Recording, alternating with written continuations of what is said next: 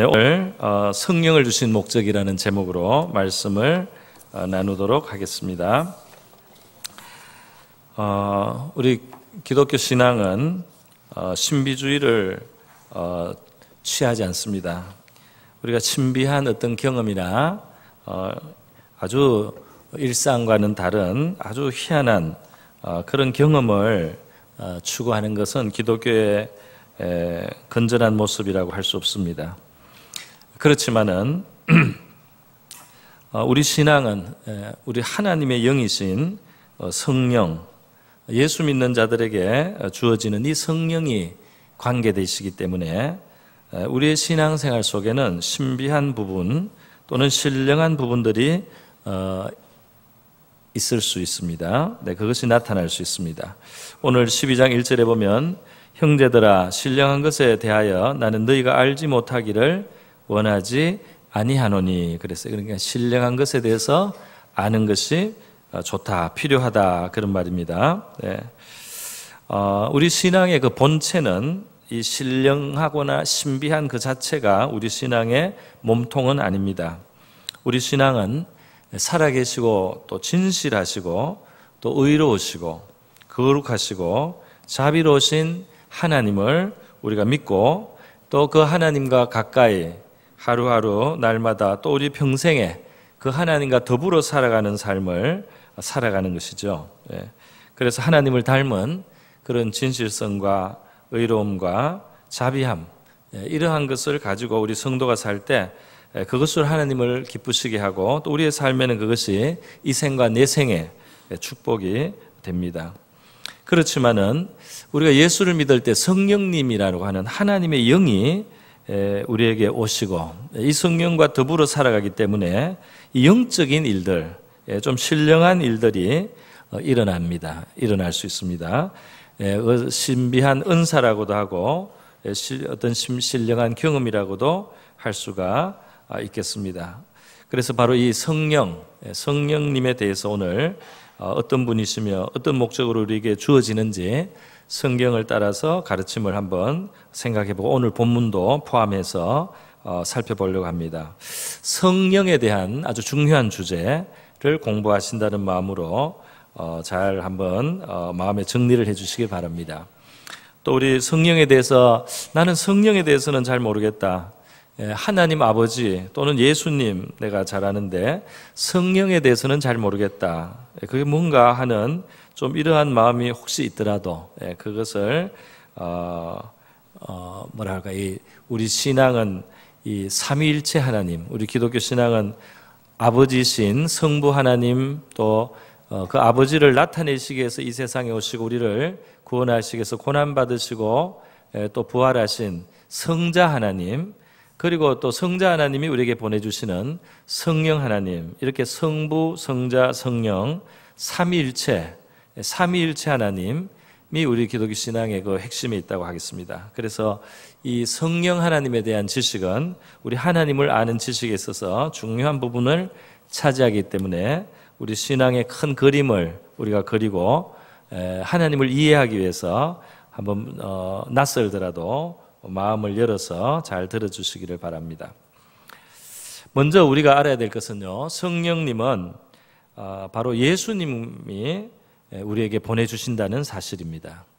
예수님이 죽고 부활하신 다음 40여일 동안 제자들에게 나타나셔서 부활이 사실이라는 것을 나타내 주셨어요. 그리고 하나님의 나라에 대해서도 가르쳐 주시고 그러다가 제자들이 보는 눈앞에서 승천하셨습니다. 사도행전 1장에 제자들 눈앞에서 올려가시고 그리고 마침내 구름으로 가리시는 그러한 장면이 있었다고 기록이 되어 있습니다.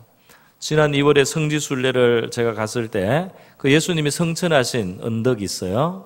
감람산 언덕. 거기 예루살렘 본성 바로 옆에 있는 산에 자그마한 산에 공터인데요.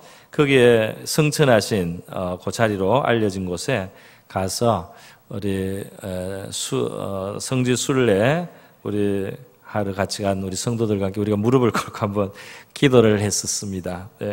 그런데 그게 정말 하늘이 새파란 하늘을 보고 주님이 올려가실 때도 이렇게 하늘이 맑았겠다 하는 생각을 한번 해봤습니다.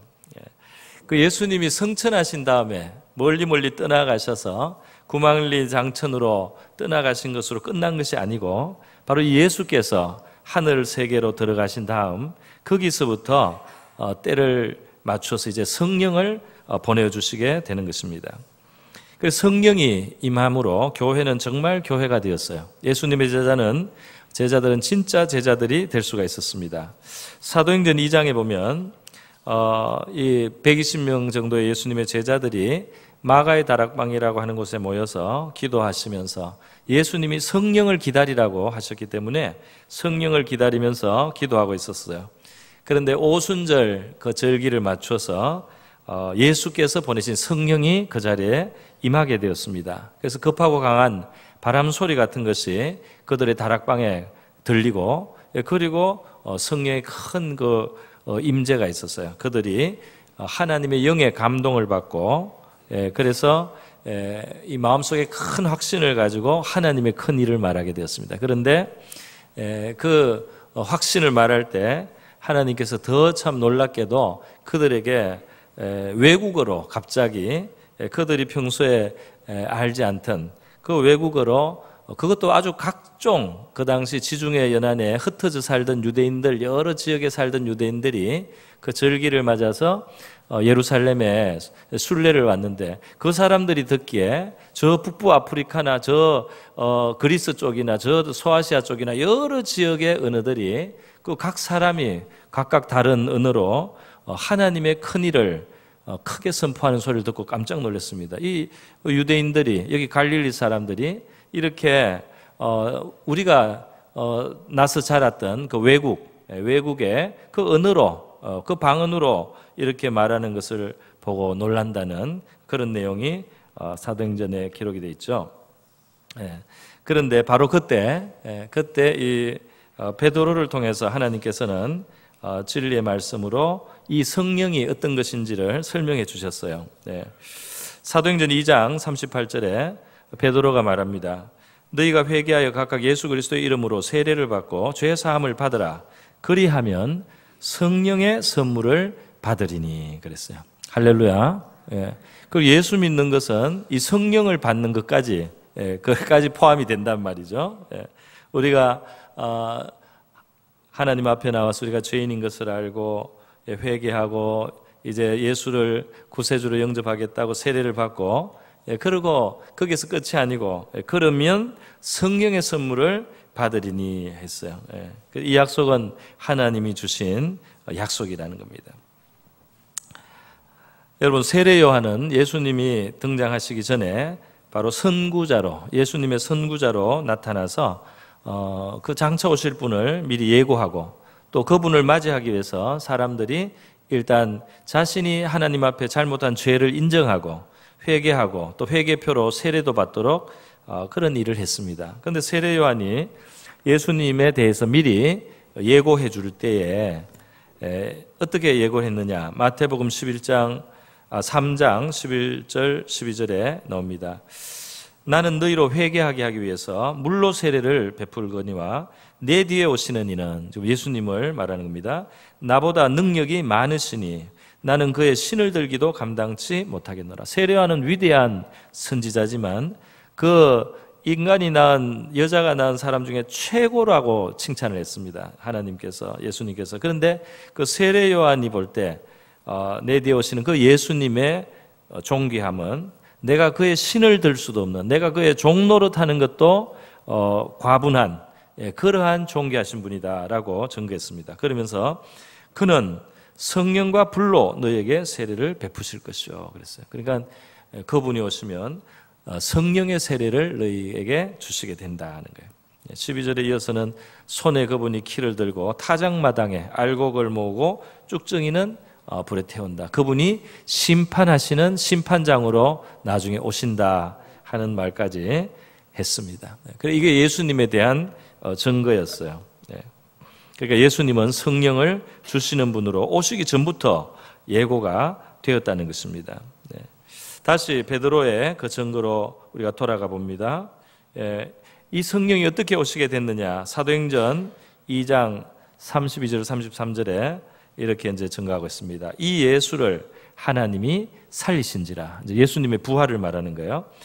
우리가 다 이 일의 증인이로다. 예수님이 부활한 걸 봤다 이 말입니다. 분명히 죽으셨는데 분명히 살아나셨어요. 그분을 만졌습니다. 그분과 대화했습니다. 정말 죽음을 이기는 하나님의 생명이 있었습니다. 그 예수를 그들이 만나고 나서요, 예수가 계속해서 그들을 만나 주신 다음에 나중에 승천하실 때 33절에 하나님이 오른손으로 예수를 높이심에 그가 약속하신 성령을 아버지께 받아서 너희가 보고 듣는 이것을 부어주셨느니라. 이 말은 지금 하늘 위에서 일어난 일입니다. 예수가 부활하시고 성천하셔서 하늘 보좌로 올려가신 다음에 약속하신 성령을 아버지께 받아서 부어주셨기 때문에 오순절날 교회에 이렇게 성령이 강림하시고 사람들이 방언으로 하나님의 큰 일을, 위대한 일을 증거하는 이런 일이 일어날 수 있었다, 이렇게 증거를 했어요. 여러분, 예수님께서는요, 성령에 대해서 우리가 낯설게 여기지 않도록 굉장히 신경을 써주셨어요. 그래서 요한복음 20장에 보면 22절에 부활하신 예수님께서 제자들에게 오신 다음에 그들에게 평강의 인사를 하고요, 제자들이 예수님의 손과 옆구리를 보고 정말 주님이신 것을 알고 기뻐했습니다. 그때 예수님이 22절에 이 말씀을 하시고 그들을 향하사 숨을 내쉬며 이르시되 성령을 받으라 그랬어요. 그들에게 예수님이 이렇게 숨을 후 하고 부시면서 성령을 받으라 그랬어요. 이 바람 혹은 이 숨, 이 말과 이 영이라는 말은 이상하게도 신기하게도 이 구약 성경에도 그렇고 신약 성경에도 그렇고 이 히브리어에도 그렇고 헬라어에도 그렇고 이 숨, 바람, 영, 이것이 똑같은 단어를 쓰고 있어요. 같은 말로 숨도 되고 영도 됩니다. 그래서 바로 예수님께서는 이 숨을 내쉬면서요, 주님의 영이라는 뜻이에요, 성령을 받으라 그랬어요. 나중에 제자들이 성령을 받게 되는데 그 성령은 다른 게 아니다 말이죠. 예수님께로부터 오는 예수님의 호흡, 예수님의 숨결, 예수님께로부터는 예수님의 영이라는 사실을 제자들이 미리 알도록 그렇게 하셨던 것입니다. 여러분, 우리가 믿는 하나님은 성부, 성자, 성령, 삼위일체 하나님을 우리가 믿습니다. 교회사를 통해서 2000년 역사에 이 성부, 성자, 성령, 삼위일체 하나님의 이 진리는 수없이 입증이 됐어요. 이 진리가 있는 곳에 성령이 역사하고 교회가 일어나고 많은 사람들이 구원받는 일이 끊임없이 일어났습니다. 이게 정통한 기독교 신앙이고 또 성경의 많은 근거를 우리가 볼 수 있습니다. 참 신기하죠. 하나님은 어떻게 이 삼위가 계시면서도 한 하나님이 되실 수 있는가? 그러니까 하나님은 사람이 아닌 거죠. 우리의 생각, 우리의 논리를 확실히 뛰어넘습니다.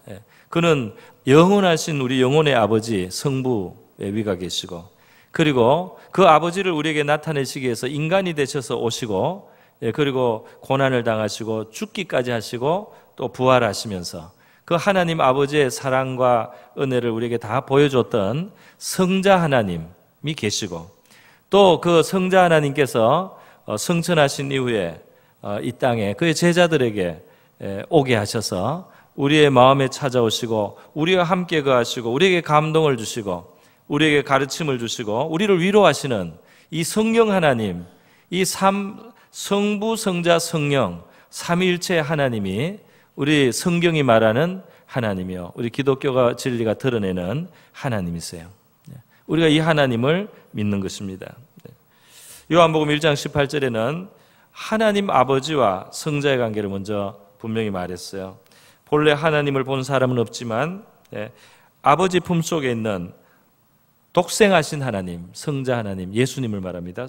이 예수님이 바로 그 아버지를 우리에게 나타내셨느니라 그랬어요. 예수님을 보면 그것이 아버지의 모습이라는 거예요. 이 세상에 그 아들이 오셔서 아버지를 나타내시고 죄인들을 위해서 죽고 부활하시고 성천하신 다음 성령을 보내주셔서 우리 안에 거하시게 되는데요.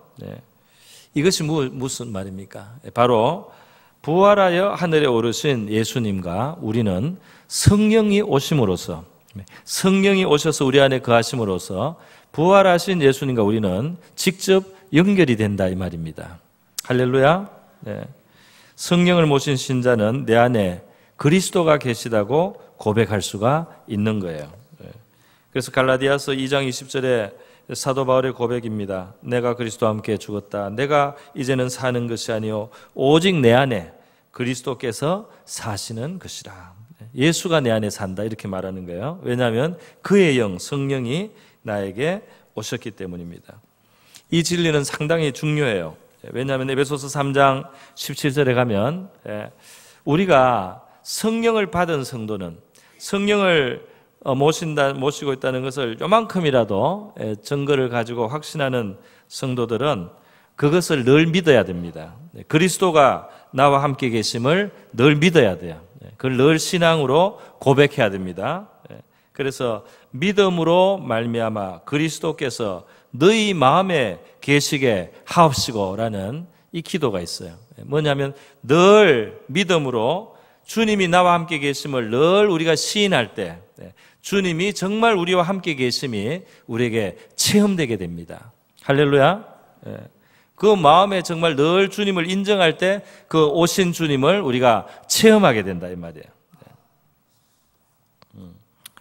여러분, 성령은 단지 하나님께로부터 온 어떤 힘이라든지 영향력이라든지 단순한 감동이라든지 에너지 그런 것이 아닙니다. 그 정도가 아니에요. 그런 요소를 우리에게 보여주시지만은 이분은 삼위일체 하나님의 한 위로서 한 분으로서 인격성을 가지고 계신 것입니다. 그래서 예수님은 성령에 대해서 제자들에게 미리 많이 가르쳐 주셨어요. 요한복음에 16장 같은 데 보면 굉장히 많이 그게 나오고 있습니다. 12절 13절에 보면 내가 아직 너에게 이를 것이 많지만 너희가 지금은 감당치 못하리라. 그러나 진리의 성령이 오시면 그가 너희를 모든 진리 가운데로 인도하시리니. 예수님이 못다 가르치신 그 진리를 우리에게 제자들이 가르쳐 주시는 분이 바로 성령님이시다는 거예요. 우리의 스승이 되신다는 거죠. 그리고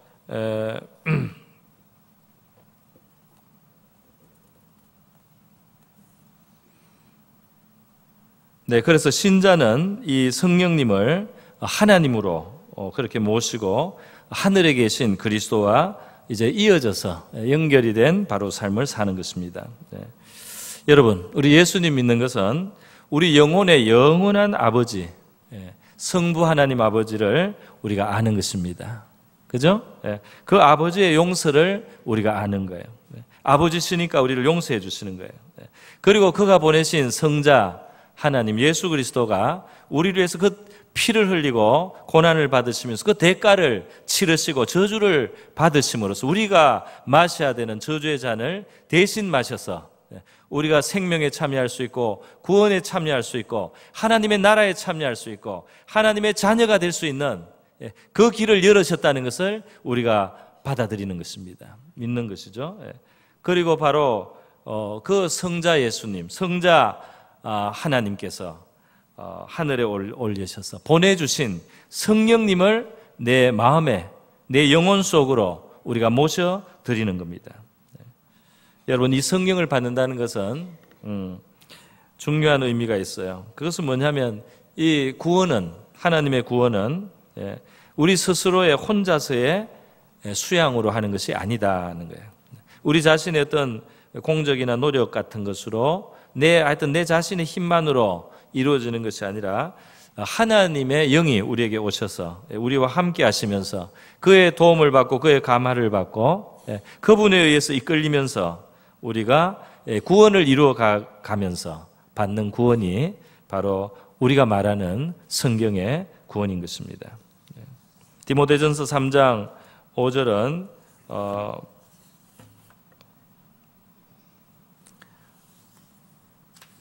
디모데전서 3장 5절에서는 뭐라고 말했습니까? 우리를 구원하시되 우리 행한 바 의로운 행위로 말미암지 않고 오직 그의 긍휼하심을 따라 중생의 씻음과 성령의 새롭게 하심으로 하셨나니. 할렐루야. 성령이 우리를 씻어주시고 또 우리를 새롭게 하시는 역사가 우리 영혼 속에 일어난다는 것입니다. 또 로마서 8장 14절에는 무릇 하나님의 영으로 인도함을 받는 사람은 곧 하나님의 아들이라, 하나님의 자녀라는 뜻으로 말하고 있어요. 그러니까 이 하나님을 믿고 성령을 받아서 그 성령의 감화나 인도하심이나 이끄심을 받으면서 사는 것이 바로 하나님의 자녀들의 삶의 모습이다 하는 것을 말씀하는 것입니다. 성령님은 그러면 우리에게 어떤 일을 하십니까?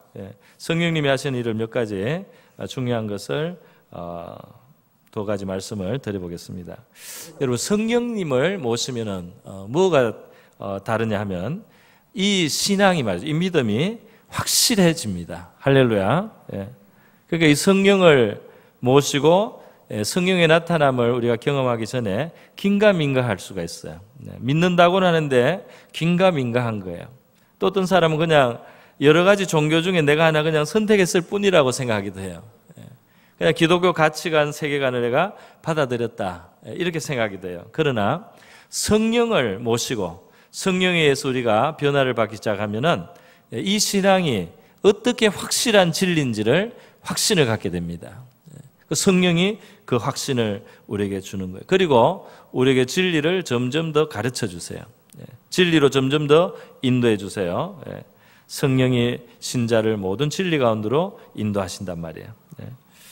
그래서 예수님이 그 당시에는 안 가르쳤더라도 나중에 성령이 오시면 제자들이 좀 더 경험을 하고 좀 더 뭔가를 알고 나서 그 다음 단계에 배워야 될 것은 성령이 가르쳐 주실 것이다. 이렇게 요한복음 16장에서 예고를 해 주셨어요. 그러니까 오늘 우리도 성령님은 우리 각 사람의 수준에 맞게 가르쳐 주십니다. 할렐루야. 우리 각 사람의 수준, 우리 각 사람의 그 신앙에 와 있는 자리에서 그 다음 나가야 되는 그 신앙을 우리가 성령을 스승으로 모시고 마음을 열고 귀를 열고 하나님 앞에 겸손하게 이 가르침을 청하는 자들은 성령께서 여러분에게 진리를 열어주실 것입니다. 여러분, 성령은 이렇게 우리를 진리로 인도할 뿐 아니라요, 또 하나 우리의 영혼 자체에 변화를 가져옵니다. 우리 하나님께서 우리 영혼을 변화시킬 때는 우리가 가지고 있는 이 타고난 마음의 생각과 또 이 세상에서 우리가 받아들인 많은 생각과 어떤 틀들이 있는데요, 하나님의 진리의 말씀을 우리가 받아들이면 이 진리를 자꾸, 하나님의 말씀을 자꾸 받고 믿고 그것을 마음속에 간직하는 사람들은 그 말씀을 받음과 함께 성령께서 역사해 주셔서 이 마음의 변화가 오게 됩니다. 그 생각이 달라지는 거죠. 태도가 달라지는 것이죠. 그래서 이 관점이 달라지는 것입니다. 그래서 다른 사람이 볼 때는 이 슬퍼할 만하고 우울할 만해도 그 속에서 하나님의 말씀을 믿고 신뢰하고 믿음의 눈으로 바라볼 때 감사할 것도 보이고, 그리고 감사하는 고백도 하게 되고, 거기서 또 하나님의 역사가 어떻게 이루어지는지 기다리고 소망하고 이렇게 하면서요, 사는 태도에 변화가 옵니다. 우리 그러한 이 말씀으로 변화를 받고 성령으로 자꾸 변화를 받고 우리 인격이 점점 변합니다. 인격의 변화가 있는데 그 변화를 성경에서는 성령의 열매라는 표현도 사용했습니다. 성령의 열매. 성령의 열매로 갈라디아서 5장 20절에 말씀이 있습니다. 뭐라고 했습니까? 오직 성령의 열매는 사랑과 희락과 화평과 그랬어요. 그 성령의 감동을 많이 받고 성령의 이끌림을 받고 이렇게 살다 보면은 우리 안에 사랑이 풍성해진다. 할렐루야. 또 희락이 있단 말이에요. 기쁨이 있단 말이죠. 또 화평이 있단 말이죠. 사람들하고 다투지 않게 됩니다. 오래 참을 수가 있습니다. 오래 참음. 또 자비, 다른 사람을 불쌍히 여깁니다. 마음이 냉정하고 차가웠던 사람이 다른 사람을 긍휼히 여기는 마음이 생깁니다. 양선, 이건 착하고 진실한 것을 말하는 겁니다. 그리고 충성되게, 충성, 아주 신실한 사람이 돼요. 또 온유해집니다. 그리고 절제, 잘 통제하고 잘 다스려서 자기를 잘 다스려서 무절제하지 않도록 그렇게 살아갈 수 있는 이런 인격이 우리에게 이제 형성이 되고 맺어지게 된단 말이죠. 성령의 역사로 이런 것이 저와 여러분의 삶 속에 풍성하기를 축원합니다. 우리는 이런 것을 바라볼 수가 있어요. 예수 믿으면 성령을 우리가 선물로 주시고 성령의 충만함 속에서는 이와 같이 성령의 열매가 있다는 겁니다. 그러면 여러분 오늘 이제 본문은 고린도전서 12장 1절에서 11절인데 이것은 성령의 또 다른 영역으로 은사에 대해서 주로 말씀을 많이 했어요. 그런데 성령의 은사를 말하는데도 1절에서 3절까지를 말할 때 먼저 신앙의 몸통을 먼저 말하고 나서 그리고 4절부터 은사를 말합니다. 왜냐하면 은사는 신앙의 몸통은 아니에요. 신앙의 가지라고 할 수가 있습니다.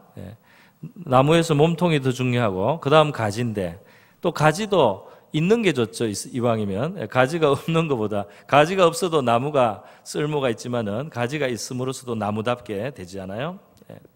그래서 1절에서 3절까지에서 핵심은 뭡니까? 성령이 오시면 우리가 예수를 저주할 자라고 하지 않고 예수를 욕하지 않고 성령으로 말미암아 하나님의 영으로 말미암아 우리는 예수를 주시라고 하게 된단 말이죠.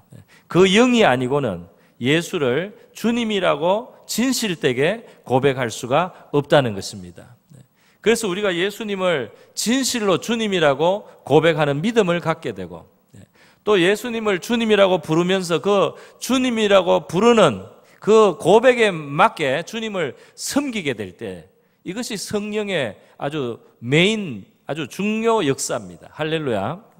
성령의 큰 역사는 이 예수님을 잘 믿게 만드는 거예요. 예수님을 잘 믿고 잘 따르는 자가 되게 하는 것이 이것이 이 주 역사입니다. 그런데 이제 거기에 더해져서 은사라고 하는 것이 있다 이 말이에요. 그래서 우리 은사가 교회에서 나타나거나 성도들에게 나타날 때 우리 장로교 같은 데서는 이전에 은사를 좀 억제시키기도 했어요. 왜냐하면은 이 은사를 가진 사람들이 너무 다른 사람을 함부로 비판하거나 자기를 남보다 높이고 이런 은사가 없는 사람은 무시한다든지 막 이런 일이 있으니까 그게 덕이 안 돼가지고 은사를 많이 억제하기도 했습니다. 그런데 이 은사라고 하는 것은 오늘 하나님의 말씀이 주시는 그 등불을 따라서 우리가 보면 그 유용한 것이 있기 때문에 그 바른 자세를 가지고 은사를 잘 사용하면 되는 거예요. 오늘 이 고린도 전서에서 이렇게 은사에 대해서 지금 뒤에 쭉 나옵니다. 은사는 굉장히 많은 것들이 있어요. 굉장히 많은 것들을 하나님이 주실 수 있는 그 신기한 능력들이 있어요. 신기한 능력들이 있습니다. 그런데 이러한 은사를 주실 때 이 고린도 교회도 은사를 받고 나서 어떤 사람들이 내가 받은 은사가 더 나은 은사다, 내가 더 우월하다, 또 사람들을 뭐 편을 가르기도 하고 그렇게 아주 좀 신앙의 이 몸통을 신앙의 몸통이 뭔지를 제대로 모르고 받은 은사에 너무 이 초점을 맞춰서 그들의 신앙의 균형을 잃었습니다. 그래서 지금 고린도전서 같은 이런 성경이 기록이 된 거예요. 그러면서 은사에 대해서 정리를 해주고 교통 정리를 해주는 겁니다. 이 고린도전서에서 아주 시사하는 바가 큰 것인데요. 그 구조 자체가 그렇습니다. 12장의 은사에 대해서 말씀을 하고 있어요. 그리고 14장에 가면 또 은사에 대해서 말씀합니다. 14장에는 특별히 방언, 예언, 통역에 대해서 더 자세하게 다루었어요. 12장과 14장에 은사에 대해서 다루는데 그 중간에 13장이 있습니다. 그런데 이 13장이 어떤 성경입니까? 13장이 그 유명한 사랑장이에요. 내가 사람의 방언과 천사의 말을 할지라도 사랑이 없으면 소리나는 구리와 울리는 꽹가리가 되고 네가 예언하는 능력이 있어 모든 비밀과 모든 지식을 알고 산을 옮길 만한 믿음이 있을지라도 사랑이 없으면 내가 아무것도 아니요. 이렇게 해서요. 어떤 은사가 있더라도 어떤 신령한 은사, 대단한 은사가 있더라도 사랑이 없으면은 그 모든 것이 헛되고 아무것도 아니다 하는 말씀을 여기 중간에 박아놓은 겁니다. 그러니까 이게 몸통을 여기에다가 말하는 거예요. 사랑은 무엇입니까? 사랑은 오래 참고 온유하고 시기하지 않고 자랑하지 않고 교만하지 않고 무례하지 않고 자기의 유익을 굳지 않고 성내지 않고 악을 구하지 않고 그리고 악한 것을 생각하지 않고 이 본체, 우리 신앙의 본체죠. 하나님을 닮아가는 믿음의 모습입니다. 그 신앙의 본체를 중간에 박아놓고 그리고 이 은사의 가지를 양쪽으로 설명을 해준 거예요. 그러니까 은사를 가진 사람들이 만약에 이 사랑의 정신에서 벗어나지 않는다면 은사는 있을수록 좋습니다. 그런데 사랑의 정신을 잊어버리고 이 온유하고 겸손하고 오래 참는 이 사랑의 정신을 잊어버리면 이 은사가 가지가 너무 커서 나무가 부러질 수가 있는 것처럼 그 잘못 웃자라서 잘못될 수 있는 것처럼 이 중심이 몸통이 튼튼하지 않으면 약간의 부작용이 있을 수 있기 때문에 하나님의 이 말씀 진리의 이 가르침을 가지고 이제 균형을 잘 잡아야 되기 때문에 제가 말씀을 드리는 거예요. 여러분 그래서 이 신앙의 본체는 사실 진실하게 하나님 잘 믿는 겁니다. 그리고 의로운 삶, 자비가 있는 삶, 하나님과 겸손하게 동행하는 생활이에요. 그것이 신앙의 몸통이에요. 신앙의 몸통. 신앙의 몸통은 이상한 것이 아니에요. 마음을 깨끗하게 하고 하나님께 순종하고 겸손하고 교만치 않고 하나님 앞에 충성스럽게 살고 자기를 다스리며 주님의 모습을 본받아 살아가는 이런 신앙의 몸통이 있는데 이 몸통이 중요한데 신령한 것에 대해서도 너희가 알지 못하기를 원하지 아니하노니 신령한 부분도 좀 알아라 이렇게 성경이 말씀하고 있다 이 말입니다. 이게 하나님의 뜻인 거죠. 이것을 의지해서 제가 말씀을 드리는 것입니다. 신령한 것을 우리가 무지하거나 또는 무조건 배척해서는 안 되는 거예요. 자, 여러분 여기 여러 가지 은사가 있는데 시간이 부족해서 제가 모두 말씀드릴 수는 없겠고요. 시간이 허락하는 범위 안에서만 말씀을 드립니다. 여기 보면은 8절에 어떤 사람에게는 성령으로 말미암아 지혜의 말씀을 그랬어요. 우리 지혜의 말씀 연사는 예수님을 보면은 알 수 있는데요. 간음 현장에서 잡힌 여자를 와서 예수님 율법에서는 이런 여자를 돌로 쳐 죽이라고 했는데 어떻게 하라고 하시겠습니까? 예수님이 그 여자를 돌로 쳐 죽이라고 하면 예수님의 어떤 사랑의 가르침하고 안 맞아요. 그리고 또 예수님이 치지 말라고 하면 율법에 돌로 치라고 되어 있기 때문에 율법을 거스려서 가르치는 그런 선생님이 되니까 하나님의 보내신 자가 이렇게 또 예수님께 꼬투리를 잡을 수 있습니다. 그때 예수님이 뭐라고 하셨습니까? 너희 중에 누구든지 죄가 없는 자가 먼저 돌로 쳐라 그랬어요. 근데 이 한 말씀이 기가 막힌 말씀이 아니겠습니까? 이 말씀에는 죄인을 돌로 치라는 그 율법을 버린 게 아니에요. 그죠?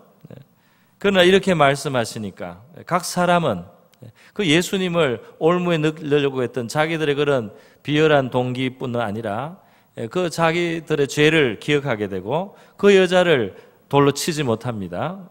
그래서 이 여자를 살리고 이 여자가 용서받을 기회를 주면서 그 사람들이 자기 죄를 깨달을 수 있는 기회를 주면서 율법을 어기지 않으면서 올무에 들지 않으면서 그 문제들을 주님께서 한꺼번에 해결하셨어요. 지혜의 말씀으로 말씀하신 것입니다. 할렐루야.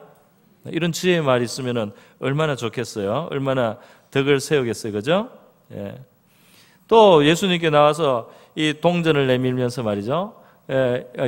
그들이 우리 가이사에게 로마 정부에게 우리가 세금을 내야 됩니까? 말아야 됩니까?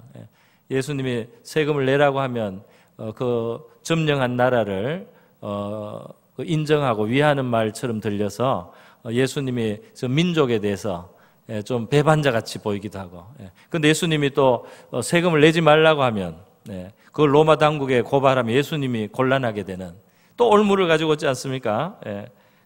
우리가 세금을 내야 됩니까? 말아야 됩니까?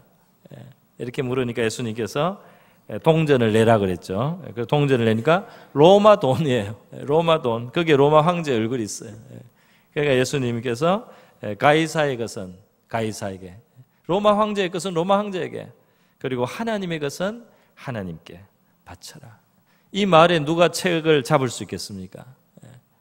그렇게 이렇게 예수님이 말씀해서 그들의 그 악한 의도를 다 벗어나고요. 그리고 진리를 가르칩니다. 이런 것을 우리가 지식의 말씀의 한 모습이다 이렇게 할 수도 있어요. 또 지식의 말씀의 은사도 있습니다. 예수님께서 그 한 수가성 여인을 전도를 하실 때요. 그 여인과의 대화 속에 예수님께서 남편을 데려오라 갑자기 이렇게 말씀했어요. 근데 이 여인은 바로 남편을 너무 많이 바꾼 여자예요. 그게 바로 이 여자의 문제였어요. 이 여자가 숨기려고 남편이 없다 그랬습니다. 그러자 예수님께서 내 말이 옳다. 내가 남편이 5이 있었고 지금은 아니고, 근데 지금 또 어떤 사람하고 사는데 그 사람도 너 남편이 아니니까 너가 지금은 남편이 없구나. 이렇게 예수님이 갑자기 그 여자의 모든 형편과 사정을 환하게 아시는 그 지식을 보여주셨어요. 예수님이 뭐 옛날부터 그거를 기억하고 있다가 말한 게 아니고 그 순간에 그 여자의 형편을 예수님이 그 지식을 정확하게 알고 말씀하셔서 그 여자가 마음을 열고 예수님을 믿도록 하는데 이 지식의 은사가 나타났다고 할 수 있습니다. 우리 이런 식으로 전도를 하거나 누구를 권할 때 내가 알지 못했던 사실을 갑자기 내가 알고 그것을 딱 말해서 아주 중요한 역할을 할 때가 있을 수 있다 이 말입니다. 지식의 은사가 있으면. 그리고 또 어떤 사람은 같은 성령을 다른 사람에게는 같은 성령을 믿음을 그랬어요. 여기에 나오는 이 믿음은 아주 큰 일을 기적을 행할 수 있는 엄청난 놀라운 일들이 일어나게 하는 믿음입니다. 우리가 그냥 예수님 믿고 이렇게 하는 보통의 우리의 믿음하고는 또 다른 차원의 믿음이에요. 그래서 뒤에 사랑장 13장 1절에 보면 산을 옮길 만한 모든 믿음이 있을지라도 이렇게 나왔지 않습니까? 이런 믿음의 은사를 가지면 도저히 사람이 상상도 하기 힘든 그런 일들도 하나님이 할 수 있다는 큰 믿음을 가질 수가 있습니다. 그런 믿음을 품고 그런 믿음을 고백하고 기도하면 아주 놀라운 일들이 이루어져요. 그래서 하나님의 큰 일이 이루어질 때는 믿음의 은사 있는 사람이 그 가운데 있습니다. 그래서 사람들이 꿈도 꿀 수 없는 그런 일들을 소원을 하고 하나님이 이루실 것에 대한 큰 확신을 가지고 그러고 기도하면 기적이 일어나는 거예요. 할렐루야. 이 믿음의 은사가 얼마나 놀라워요. 그 외에도 또 능력 행함, 예언, 영들 분별함, 이것이 귀신의 영인지 하나님의 성령인지, 이 사람이 지금 하나님의 영으로 말하는 건지 귀신에 이끌려서 말하는 건지, 이런 것도 분별할 수 있는 영들 분별함, 방언, 그리고 방언 통역함, 이런 것들을 지금 말씀하고 있습니다. 네, 너무 좀 이 본문을 따라서 세세하게 하니까 좀 딱딱하게 들리는데요. 제 개인적인 간증을 조금 하겠습니다. 제가 청년 때 저는 방언이 필요 없다고 생각했어요. 왜냐하면 방언을 안 받았지만 하나님하고는 친한 것 같았어요. 그래서 기도하면 하나님이 들으시는 것 같고 믿음이 있었고 그랬습니다. 그런데 어떤 형제가 나한테 그래도 방언의 은사가 있으면 좋겠다. 그래서 제가 하나님께 기도를 했어요. 그래서 혼자 조용히 있을 때마다 방언의 은사를 달라고 나한테 유익하면 달라고 제가 한 3주나 한 달이나 그렇게 기도를 했었던 것 같습니다. 어느 날 버스를 타고 오는데 내가 뭔가 이렇게 자꾸 이상한 말을 자꾸 하더라고요. 뭐라고 중얼중얼 하더라고요. 그래서 내가 왜 이러나 싶었어요. 그래서 이제 버스에서 내려서 길을 가면서 사람이 없는 곳, 이제 그런 길에서 제가 입에서 나오는 대로 그냥 해봤어요. 그랬더니 이게 이제 우리 보통 말이 아니고 처음 듣는 이상한 이제 그런 소리인데 이게 점점 이제 나오더라고요. 그래서 그 방언이죠. 방언을 이렇게 하다가 한참 길을 가다 보니까 나중에 하나님이 내 마음속에 가슴에 큰 감동을 주시더라고요. 감동을 주고 이게 하나님이 주신 거다 하는 그 확신을 주시더라고요. 감동을 받았어요. 그 방언을 그래서 그 이후로 이제 가끔씩 사용합니다. 그래서 이 기도할 때 제가 그렇게 하려고 안 해도 어떨 때는 방언으로 기도가 넘어가기도 해요. 그러다가 다시 한국말로 기도하기도 해요. 제가 이 방언이 유익하다는 걸 한번 크게 경험한 적이 있습니다. 그게 뭐냐면은 너무 어려울 때, 너무 힘이 들어서 이 입에서 기도가 안 나올 때가 있어요. 너무 어려우니까 뭐라고 말을 해야 될지, 이 기도 입에서 무슨 하나님에 대해서 한마디도 나오지를 않는 거예요. 그래서 방언을 그냥 하는 겁니다. 나는 뜻은 모르지만 방언하는 마음으로 내가 입을 열면 방언이 나와요. 그래서 방언을 10분, 20분, 30분 그냥 계속 하는 겁니다. 그렇게 방언을 할 때 이 방언이 영으로 우리의 가슴 깊은 곳에 있는 비밀을 하나님께 아랜다 그랬거든요. 그래서 이 방언을 하고 충분히 방언으로 기도를 하면 이 마음의 짐이 벗겨지고 마음의 평안이 옵니다. 할렐루야. 마음에 힘이 생기고 믿음이 생기고 이 부정적인 마음이 떠나가는 거예요. 마음에 다시 믿음이 생기고 소망이 생기고 힘을 얻는 겁니다. 그 방언의 능력이 정말 저는 방언의 그 효력을 봤어요. 모든 성도가 다 방언을 받는 것은 아닙니다. 그런데 방언을 할 수 있으면 좋습니다. 우리 하나님이 안 주실 수도 있어요. 우리 기독교 지도자들 중에는 아주 교회사에서 큰 역할을 했던 사람들도 방언 없이 신앙생활을 그리고 많은 일을 했던 분들 있어요. 그런데 그렇다고 해서 방언이 필요 없다 이렇게 할 필요는 없고 방언이 우리에게 굉장히 유익하다는 사실을 우리가 알면 되겠습니다. 여러분 중에는 방언을 하는 분도 있고 방언을 안 하는 분도 있어요. 어떤 사람은 방언을 하는데 그게 무슨 말이냐 이렇게 하고 어떤 사람은 그냥 이상한 소리처럼만 생각해요. 어떤 사람은 계속 랄랄랄라만 해요. 어떤 사람은 계속 따따따따만 하는 사람도 있어요. 너무 이상하다. 그게 무슨 외국어도 아니고 이게 뭐냐 말이지. 그런데 여러분 그런 방언도 이제 통역의 은사를 가진 사람이 통역을 할 때 보면 뜻이 다릅니다. 뜻이 달라요. 그것은 무엇과 같으냐면은 아기가 울 때 우는 소리가 늘 그냥 앵앵 우는 소리 같아도요. 아기가 울 때는 축축해서 울기도 해요. 축축하니까 갈아달라고. 배가 고파서 울기도 해요. 그리고 더워서 울기도 하고 추워서 울기도 하고 그리고 뭐 따가워서 울기도 하고 그 울 때 소리는 앵앵이지만 그 마음에 있는 뜻이 있지 않습니까? 그런데 그것이 이제 그 방언에 다 실려 있습니다.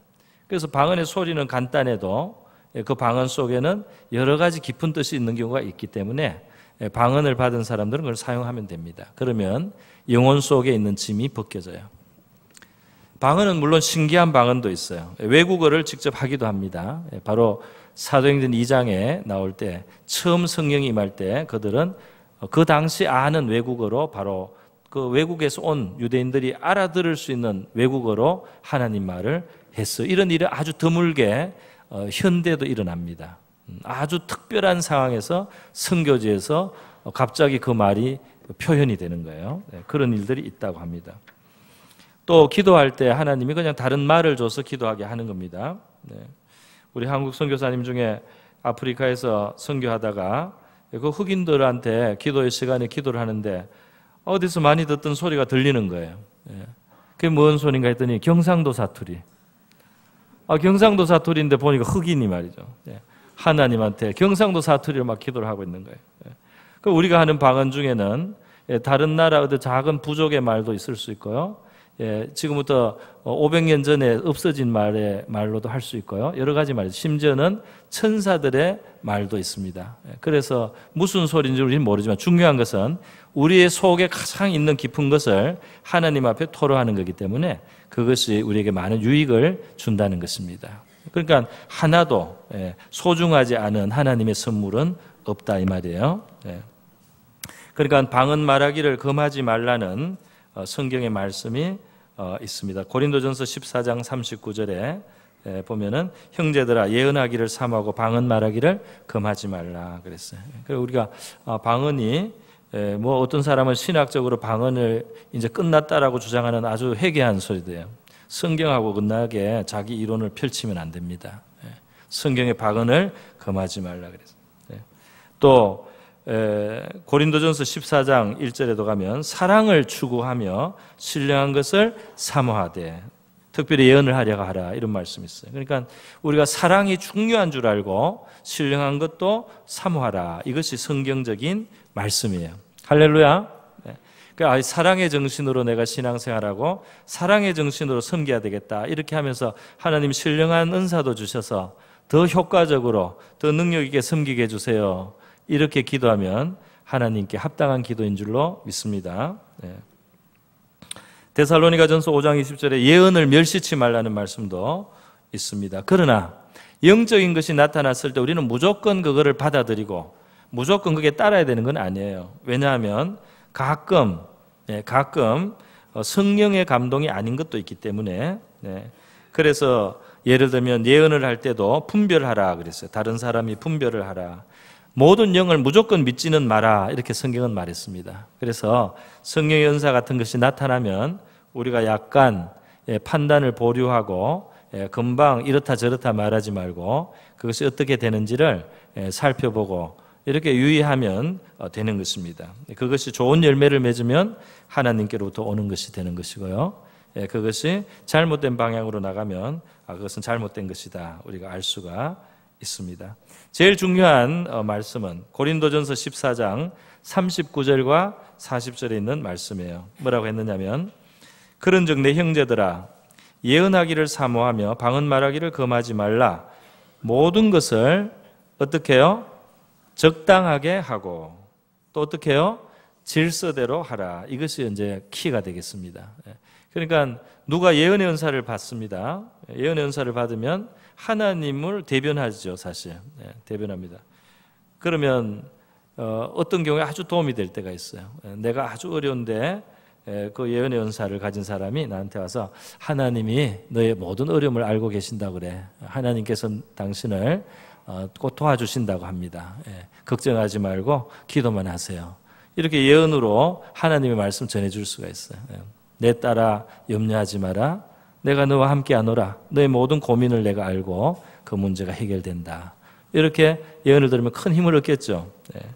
이 예언에 또 뭐 어떤 사람은 잘못을 지적받기도 할 수 있어요.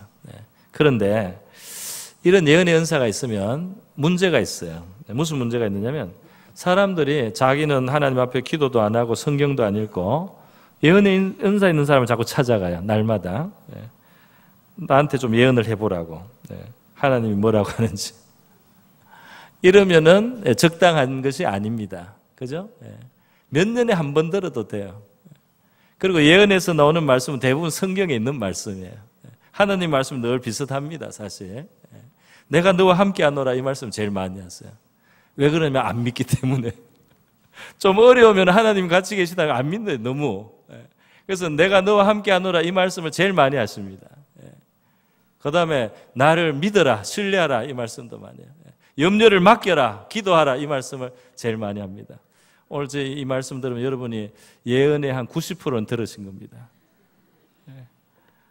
그 예언의 말씀을 그래도 때에 맞게 딱 들었을 때 어떤 사람은 따끔하게 책망받기도 하고 어떤 사람은 아주 괴로운데 큰 위로를 받기도 해요. 그렇기 때문에 예언의 은사가 있으면 좋죠. 그런데 그것을 적당하게 하고 질서 있게 해야 된다 이 말입니다. 여러분, 근데 오늘 이 고린도전서 12장에는 이러한 좀 신령한 은사만 주로 했는데요. 사실 성령의 은사는 더 많습니다. 더 폭이 넓어요. 로마서 12장 6절 8절만 제가 소개하겠습니다. 로마서 12장 6절에서 8절 한번 띄워주시죠. 맨 끝에 있습니다. 우리 같이 읽습니다. 시작. 우리에게 주신 은혜대로 받은 은사가 각각 다르니 혹 예언이면 믿음의 분수대로 혹 섬기는 일이면 섬기는 일로 혹 가르치는 자면 가르치는 일로 혹 위로하는 자면 위로하는 일로 구제하는 자는 성실함으로 다스리는 자는 부지런함으로 긍휼을 베푸는 자는 즐거움으로 할 것이라. 여기서 보면은 처음에는 예언이 나왔지만 로마서 12장에서는 이제 다른 은사도 더 많이 소개했습니다. 그런데 보니까 섬기는 것도 있어요. 섬기는 거. 그러니까 정말 다른 사람을 잘 섬기는 겁니다. 성령이 지혜를 주는 거예요. 성령이 마음을 주는 거예요. 그래서 잘 섬깁니다. 그 섬김을 받으면 다른 사람이 정말 유익을 얻어요. 또 가르치는 것도 있어요. 정말 잘 가르치게 되고. 또 위로도 성령의 은사로 위로하면은 굉장히 위로가 잘 효과적으로 된단 말이에요. 구제도 성령의 은사를 가지고 구제를 하면 정말 딱 맞게 구제를 한단 말이에요. 넘치지도 않고 모자라지도 않고 하나님께만 영광이 되게 그렇게 구제를 한단 말이에요. 다스리는 것도 은사로 다스리면 거기에 좋은 일이 이루어지고 화평이 있고 질서가 있고 효과적으로 아주 잘 다스려진단 말이에요. 이러한 또 긍휼 베푸는 거, 이런 여러 면에서 은사들이 더 있습니다. 할렐루야. 그러니까 여러분은 신령한 은사를 주셔서 내가 내 자신에게도 유익하고 교회에도 유익을 주고 다른 성도들도 유익을 끼치는 그런 신자로 살아갈 수 있도록 도와주세요. 은사를 주세요. 이렇게 기도하면 우리 하나님께 또 좋은 기도가 될 줄로 믿습니다. 사랑이 중요하다는 것을 잊지 마시고요. 사랑이 가장 중요하다는 것을 잊지 마시고, 그러면 우리가 신앙의 몸통을 붙들고 그리고 이 신앙의 가지가 되는 은사들을 우리가 잘 적당하고 질서 있게 잘 활용하면 교회에도 이 은혜가 넘치고 우리 성도들이 서로서로에게 유익을 주고 우리 신앙이 아주 활기가 있고 우리에게 보람이 있고 우리에게 기쁨이 있는 그런 우리 신앙생활 될 줄로 믿습니다. 우리 그런 은혜를 달라고 우리 다 같이 한번 기도하겠습니다. 하나님께서 그 아들을 주신 하나님은 성령 하나님도 우리에게 보내주시고 성령 하나님께서 우리에게 이런 은사를 주셔서 우리에게 우리 스스로 할 수 없는 것들을 할 수 있도록 해주십니다. 하나님 앞에 우리 겸손하게 다 같이 기도하겠습니다. 하나님 아버지, 예수 그리스도를 믿는 것은 하나님 우리를 위하여 자기를 던지신 그 하나님의 큰 사랑에 우리가 잠기는 것이고 그 큰 사랑, 은혜의 물, 은혜에 우리가 샘에 우리가 들어가는 너무나 놀라운 일입니다. 하나님의 생명을 우리에게 주셨습니다. 그런데 우리에게 예수 그리스도 하나님의 아들의 희생만이 아니라 부활 승천하신 예수님으로 말미암아 다시 성령을 우리에게 보내주셔서 우리의 마음에 하나님의 영 성령님이 찾아오시고 우리에게 놀라운 은혜를 베풀어 주시고 재능과 은사와 여러 가지 능력도 주셔서 하나님 우리의 영혼을 유익되게 하시고 그리고 아버지 우리 또 서로에게 유익을 주며 교회를 섬기며 주님의 일도 할 수 있도록 그렇게 은혜와 은사를 우리에게 더하여 주시는 아버지 그러한 하나님이심을 인하여 감사합니다. 우리 성도들 하나님의 은사로 잘 아버지 채워지게 하시고 유무장되게 해주시고 또 사랑의 정신으로 붙들려서 신앙의 튼튼한 몸통을 가지고 아버지 은사를 사용하는 그러한 아버지 우리 성도들 되게 하옵소서. 고마우신 하나님 아버지 감사합니다. 아들을 아껴하지 아니하시고 주신 하나님께서 우리에게 가장 좋은 또 성령님을 보내어 주셔서 우리와 함께 하시고 위로하시고 인도하시고 또 우리에게 신령한 은사도 나누어 주시고 우리가 할 수 없는 것을 하게 하시는 이러한 하나님의 선물이 큰 것을 인하여 감사합니다. 하나님의 위대한 사랑으로 이 모든 것을 우리에게 열어주시고 허락하셨사오니 우리도 믿음을 가지고 하나님 앞에 구하게 하시고 우리의 신앙의 중심을 바로잡고 참 사랑의 정신으로 굳게 선 상태로 하나님이 주시는 성령의 각종 은사를 통해서 우리의 신앙이 더 풍성하게 되게 하여 주시옵시고 또 능하게 하게 하시고 성도를 서로 섬길 수 있도록 도와주시옵소서. 고마우신 예수님의 귀하신 이름으로 기도드립니다. 아멘. 네, 우리 찬송가 196장 함께 부르시겠습니다.